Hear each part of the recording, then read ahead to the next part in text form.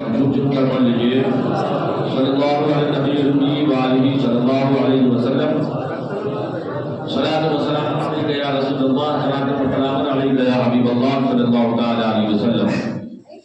حضرات محترم، گزشتہ جمعہ کو میں نے اس آیت کریمہ کو اپنا موضوع سخن بنایا تھا، آج بھی اسی آیت کریمہ کی تلاوت کی۔ ارشاد ربانی ہے کل نفس ذائقۃ الموت، ہر جاندار کو، ہر ذی روح کو، ہر نفس کو موت کا مزہ چکھنا ہے نا۔ جتنی بھی جاندار چیزیں ہیں ہر کسی کو موت آنی ہے، چاہے وہ انسان ہو، حیوان ہو یا جنات ہو، سب کو موت آنی ہے۔ اگر نباتات میں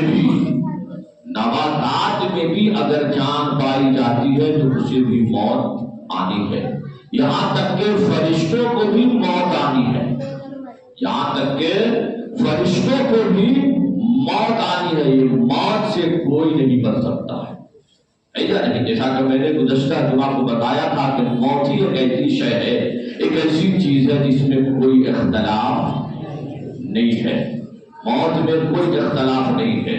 اور موت یہ ایک پل ہے، یہ ایسا پل ہے، الموت جسیر حبیبہ الی الحبیب، موت ایک ایسا پل ہے کہ حبیب کو حبیب سے ملا دیتی ہے۔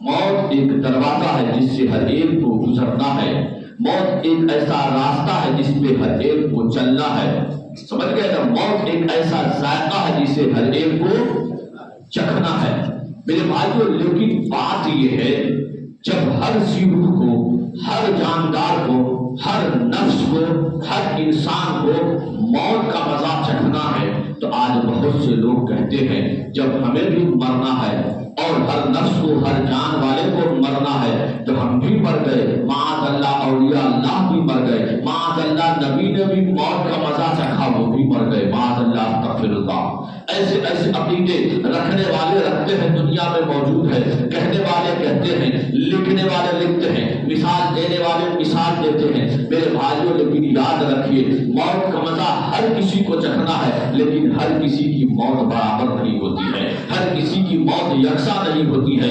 کوئی موت کی، کسی کی موت بڑی سختی کے ساتھ ہوتی ہے، کسی کی موت بڑی آسانی کے ساتھ ہو جاتی ہے، یا نہیں؟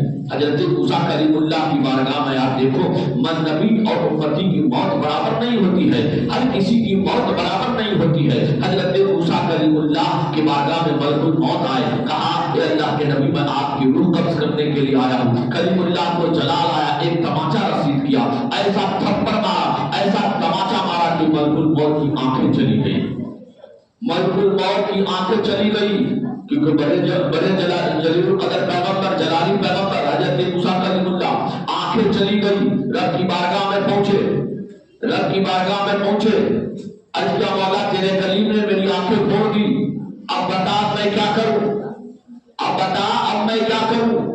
کلیم اللہ کی بارگاہ میں رب نے حکم دیا، جاؤ اور ان سے کہو کہ اے کلیم اللہ، آپ ایک بیل کے پشت پہ ہاتھ رکھے، آپ کے ہاتھ کے نیچے جتنے بال آئیں گے اتنی زندگی بڑھا دی جائے گی، اتنی زندگی بڑھا دی جائے گی۔ فرشتے آئے اور کہا آپ جانا نہیں چاہتے، آپ بیل کے پشت پہ ہاتھ رکھے، آپ کے ہاتھ کے نیچے جتنے بال آئیں گے اتنی زندگی آپ کی بڑھا دی جائے گی۔ موسیٰ کلیم اللہ نے کہا پھر اس کے بعد کیا ہوگا؟ کہا پھر اس کے بعد موت ہے، کافر اس کے بعد موت ہے۔ کہا جب موت ہے ہی ہے تو پھر تب کیوں چلیں گے، ابھی لے کر کے چلو۔ حضرت ملک الموت نے انہیں سونگھا، ان کی روح پرواز کر گئی، سونگھا اور روح پرواز کر گئی۔ تو ہر کسی کی موت یکساں نہیں ہوتی ہے۔ یہ موسیٰ کلیم اللہ کو ملک الموت نے سونگھا، روح پرواز کر گئی۔ کسی کو گلاب کا پھول دیا، انہوں نے گلاب کا پھول سونگھا، موت پرواز کر گئی۔ کسی نے کمبل اوڑھ کر لیٹ گئے، حضرت داؤد علیہ السلام، ان کی روح پرواز کر گئی۔ میرے نبی کی ذات ہے جس بارگاہ میں ملک الموت بغیر اجازت نہیں، دروازے پہ کھڑے ہیں، اجازت دے رہے ہیں، آقا اجازت ہو تو اندر آؤ۔ یہ میرے آقا کی ذات ہے، ہر نبی کی بارگاہ میں آئے بغیر اجازت آئے، مصطفیٰ کی بارگاہ میں آ رہے ہیں، اجازت لے کر آ رہے ہیں۔ جو کہہ رہے ہیں مرنا برابر ہے، تو ہم جب موت ہر ایک کا ذائقہ ہر ایک کو چکھنا ہے، ہر ایک کو مرنا ہے، تو ہم میں وہ بھی مر گئے، ہم بھی مر گئے۔ نادان سن، نبی کی بارگاہ میں فرشتے ملکل موت آتے ہیں، اجازت لیتے ہیں، اجازت دے تو آپ کی بارگاہ میں آؤں۔ کیا تیرے باپ دادا کے بارگاہ میں کبھی ملکل موت ایسے آئے ہیں؟ بولو، تیری خاندان میں کوئی موت ایسی ہوئی ہے؟ نہیں۔ جب نبی کی موت امتی کی موت برابر نہیں ہو سکتی تو نبی کی ذات امتی برابر نہیں ہو سکتے ہیں۔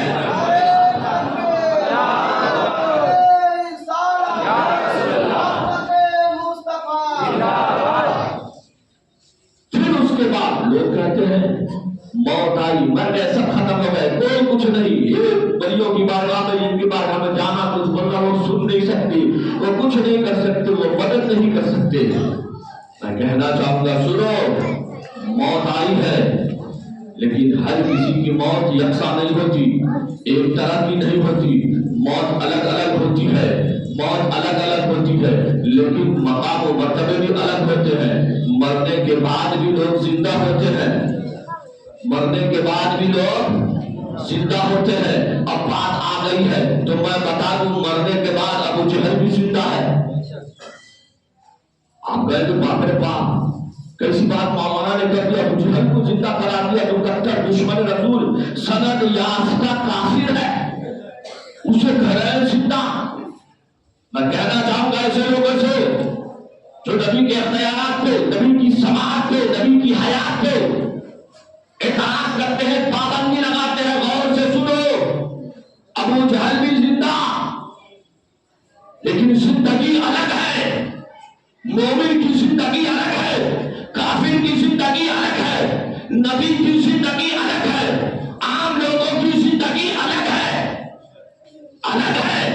یہ ذہن میں رکھنا، یہ فرق رکھنا، یہ نہیں کہ پھر سب کو کلو نفس ذائقۃ الموت کے مصداق ایک ہی ترازو میں سب کو تولنے، ایسی تول لینا کہ یہ بھی زندہ وہ بھی زندہ وہ بھی زندہ، نہیں، زندگی الگ ہے۔ ابو جہل بھی زندہ، بخاری سے بتاؤں گا، بخاری کی حدیث ہے، جب جنگ بدر ہوئی، ابو جہل عتبہ شیبہ کو کاٹ کھود کر کے کنویں میں ڈال دیا گیا، 70 کافروں کو۔ سرکار پہنچے کنویں کے پاس اور مخاطب کر کے ان کافروں کو کہا، اے ابو جہل، اے عتبہ، اے شیبہ، کیا تو نے دیکھا نہیں میرے رب کا وعدہ حق پایا کہ نہیں؟ میرے رب نے جو وعدہ کیا تھا اسے حق پایا، دیکھا میرے رب نے اپنا وعدہ پورا کیا، مجھے فتح و نصرت عطا کی اور تجھے ذلت و رسوائی کے ساتھ موت عطا کی۔ سرکار نے جب ان کافروں کو جس کنویں میں رکھا گیا تھا، کنویں کے پاس جا کر کے یہ کہا، صحابہ نے کیا آقا یہ تو مردہ ہے، آقا یہ مردہ ہے، کیا یہ سن سکتے ہیں؟ سرکار نے فرمایا میرے صحابہ یہ تم سے زیادہ سنتے ہیں۔ اب سنتا کون ہے؟ بولیے سنتا کون ہے؟ تم سے زیادہ سنتے ہیں، کس سے کہا؟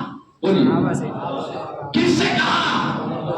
صحابہ سے کہا، تم سے زیادہ سنتے، تو صحابہ کے جسم سے زیادہ کافر کی روح سنتی ہے، صحابہ کے جسم سے زیادہ کافر کی روح سنتی ہے۔ ارے یہ بخاری میں ہے، بخاری میں، امام بخاری کو لے لو، یہ بخاری 1857 میں آئے ہیں، ادھر آئے ہیں، لیکن یہ بخاری ادھر جمع ہوئی ہے، لیکن یہ بخاری ہے کون؟ یہ بخاری ہے کون؟ یہ بخاری میرے امام زین العابدین کے شاگردوں کے شاگردوں کے شاگردوں کے شاگردوں کے شاگرد ہیں، غلاموں کے غلاموں کے غلاموں کے غلاموں کے غلاموں کے غلام ہے۔ یہ بخاری تمہیں 1857 میں ملی ہے، تمہیں اب ملی ہے۔ یہ بخاری تو ہم سنیوں کو نبی کے گھر سے ملی ہے نا؟ تم ادھر آ کے تم بخاری بخاری 1857 سے چلانا شروع کیے ہو۔